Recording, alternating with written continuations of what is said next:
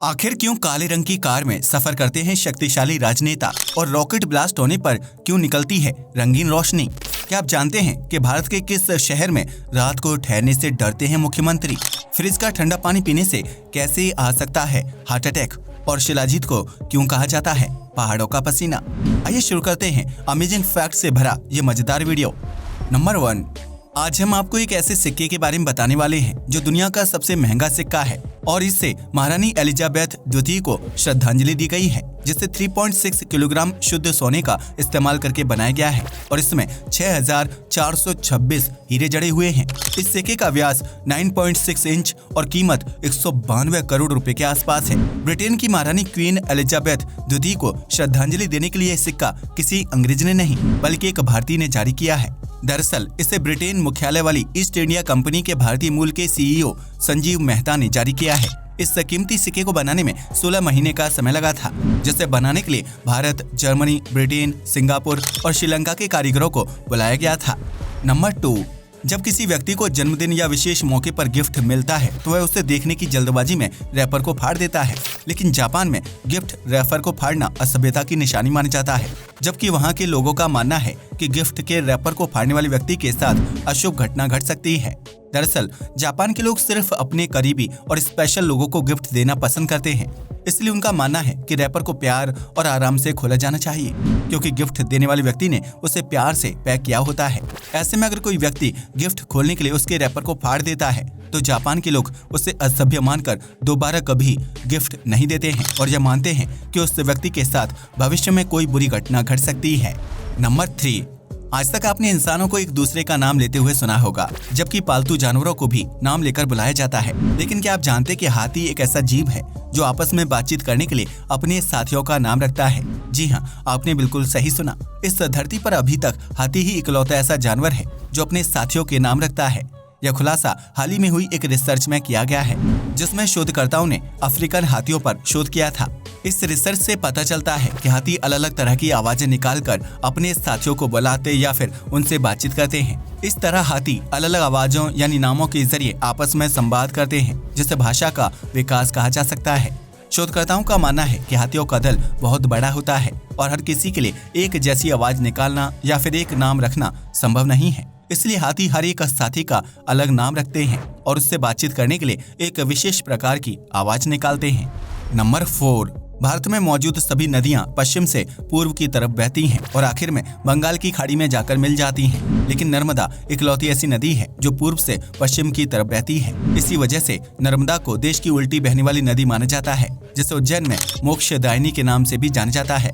नर्मदा नदी पूर्व दिशा से बहते हुए पश्चिम दिशा की तरफ जाती है और अरब सागर में जाकर मिलती है, जबकि नर्मदा नदी के उल्टा बहने के पीछे धार्मिक मान्यता जुड़ी हुई है। कहा जाता है कि नर्मदा का विवाह शोणभद्र से तय किया गया था, लेकिन शोणभद्र को नर्मदा की दासी जुहिला से प्रेम था। ऐसे में शादी के दिन मंडप पर बैठने के दौरान नर्मदा को शोणभद्र के प्रेम के बारे में पता चलता है, जिससे वह अपना अपमान मान लेती हैं और शादी का मंडप छोड़कर उल्टी दिशा में चली जाती हैं। शोणभद्र नर्मदा को रोकने और उन्हें वापस बुलाने की बहुत कोशिश करते हैं, लेकिन नर्मदा नहीं रुकती हैं। यही वजह है कि नर्मदा नदी का बहाव उल्टी दिशा में है, जो मध्य प्रदेश और गुजरात के लिए जीवनदायिनी मानी जाती है। नंबर 5, दुनिया में कई अलग अलग तरह की प्रतियोगिताओं का आयोजन किया जाता है, जिसमें सबसे लंबे समय तक बिस्तर पर लेटे रहने की प्रतियोगिता का नाम भी शामिल है। इस प्रतियोगिता को यूरोप के उत्तरी मोंटेनेग्रो में आयोजित किया जाता है, जिसमें हर साल गांव के सबसे आलसी लोग हिस्सा लेते हैं। इस प्रतियोगिता में हिस्सा लेने वाले लोगों को एक बिस्तर पर लेटना होता है और जो व्यक्ति सबसे लंबे समय के लिए बिस्तर पर लेटा रहता है उसे $1070 यानी लगभग 89,000 रुपए का इनाम दिया जाता है। यह प्रतियोगिता तब तक जारी रहती है जब तक सभी प्रतियोगियों में से कोई एक प्रतियोगी आखिर तक बिस्तर पर लेटा रहता है। ऐसे में प्रतियोगिता को खत्म होने में 20 से 30 या उससे भी ज्यादा दिन गुजर जाते हैं, क्योंकि आलसी लोग आसानी से बिस्तर से नहीं उठते और प्रतियोगिता जारी रहती है। इस प्रतियोगिता के दौरान प्रतियोगियों को बिस्तर पर लेटे हुए खाने पीने, मोबाइल और लैपटॉप चलाने की इजाजत होती है, जबकि उन्हें हर 8 घंटे में 10 मिनट के लिए टॉयलेट ब्रेक दिया जाता है। यही वजह है कि प्रतियोगिता में हिस्सा लेने वाले प्रतियोगियों को लंबे समय तक बिस्तर में लेटे रहने में कोई तकलीफ नहीं होती है, जबकि यूरोप में यह आलसी खिताब की प्रतियोगिता पिछले 12 सालों से आयोजित की जा रही है। नंबर 6, भारतीय राजनीति में टिके रहने के लिए नेता और मंत्री भगवान के आगे माथा टेकने से बिल्कुल भी पीछे नहीं हटते हैं। लेकिन उज्जैन एक ऐसा शहर है जहां कोई भी राजनेता रात नहीं गुजारता है।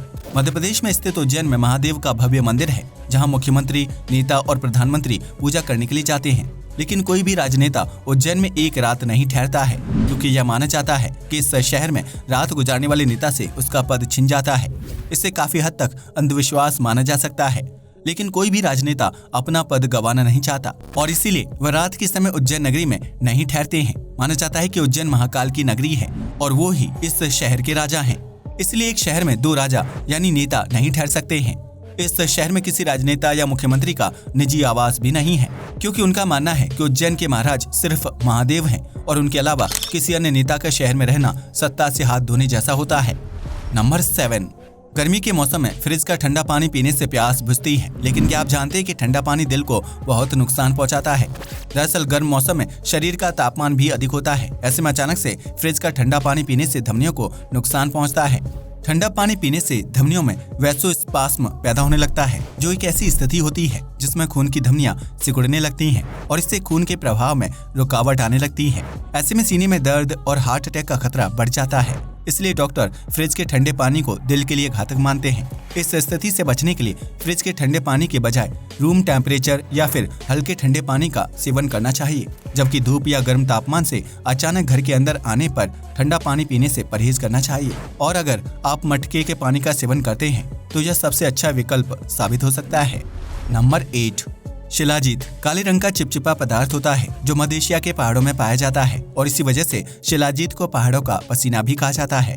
दरअसल शिलाजीत पहाड़ों से निकलता है, जो पहाड़ों में स्थित गुफाओं और दरारों में मौजूद धातुओं और पौधों के घटकों से मिलकर बनता है। स्थानीय लोग शिलाजीत को एक निश्चित समय में पहाड़ों से निकालकर बाजार में बेचते हैं, जिससे सेहत के लिए बहुत ही फायदेमंद माना जाता है।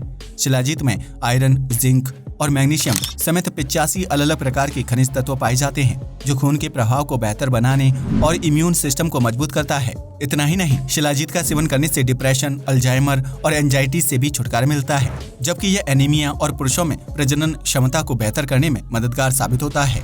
नंबर 9, आपने अक्सर इस बात को नोटिस किया होगा कि किसी भी देश के राष्ट्रपति, प्रधानमंत्री और अमीर लोगों की कार का रंग काला होता है। लेकिन क्या आप जानते हैं कि वह लोग काले रंग के वाहन में सफर क्यों करते हैं? दरअसल काला रंग रॉयल माना जाता है, जो शक्ति, अधिकार, औपचारिकता और अहमियत को प्रदर्शित करता है। ऐसे में किसी भी देश के राष्ट्रपति और प्रधानमंत्री की गाड़ी का रंग ब्लैक ही रखा जाता है, जिससे वह अन्य सरकारी वाहनों से बिल्कुल अलग और शक्तिशाली दिखाई देती है। इसके अलावा देश के कुछ अमीर बिजनेसमैन और राजघरानों के लोग भी काले रंग के वाहन में सफर करना पसंद करते हैं, क्योंकि यह उनकी शक्ति और सीरियसनेस को दर्शाता है। हालांकि राजनीतिक स्तर पर काले रंग के वाहन का इस्तेमाल करना औपचारिक नियम नहीं है, इसलिए अगर राजनेता चाहें तो अपने मनपसंद रंग की कार में सफर कर सकते हैं। कुछ राजनेता सफेद और सिल्वर रंग के वाहनों में सफर करना पसंद करते हैं, क्योंकि उनका मानना है कि उससे स्वभाव शांत और उदार दिखाई देता है।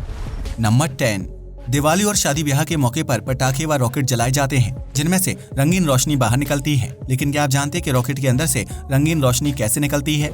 अगर नहीं तो हम आपको बता दें कि इसके लिए स्टार पैलेट्स जिम्मेदार होते हैं। दरअसल रॉकेट के निचले भाग में बारूद भरा होता है, जिसमें आग लगाने से रॉकेट ऊपर आसमान की तरफ जाता है और फट जाता है। वहीं रॉकेट के ऊपरी हिस्से यानी चोंच वाले एरिया में स्टार पैलेट्स भरे होते हैं, जो छोटे आकार की रंगीन गोलियां होती हैं। इन गोलियों को बनाने के लिए मेटल सॉल्ट का इस्तेमाल किया जाता है, जो कि एक खास तरह का नमक होता है, और उसमें आग लगाने पर अलग अलग रंग बाहर निकलते हैं।